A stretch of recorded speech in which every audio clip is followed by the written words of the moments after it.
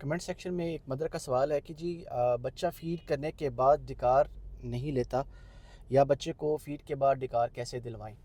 अच्छा, first of all जब जैसे ही बच्चा फ़ीड कर लेता है तो फ़ीड करवाने के बाद बच्चे को कम से कम 2 से 3 दफ़ा बर्प दिलवाना ज़रूरी होता है, बच्चे को डिकार दिलाना ज़रूरी होता है, वरना बच्चा जो है वो दूध को स्पिट करता रहता है, एसिड रिफ्लक्स का मसला रहता है बच्चे को।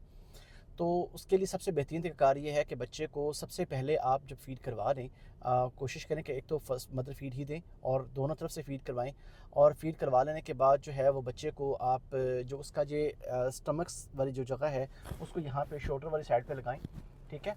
और उसके हेड ऊपर को नीचे बॉडी को और बैक साइड के ऊपर आप उसको जो है वो टैप कर सकते हैं। और ये है कि कम से कम 5 से 15 मिनट के लिए बच्चे को अपने साथ आप लगा सकते हैं, और बच्चे को पीछे से थपकी देते रहें। इस तरह बहुत सारे बच्चे जो है वो डिकार ले लेते हैं आसानी के साथ।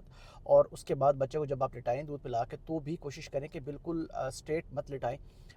बच्चे को जो कंधे और उसकी जो हेड है वो दोनों साइड जो है वो तकरीबन 15 डिग्री तक आप रखें, उसके बाद आप लिटाएं। इस तरह से बच्चे में जो है वो दूध गिराने का मसला इंशाल्लाह कम हो जाएगा।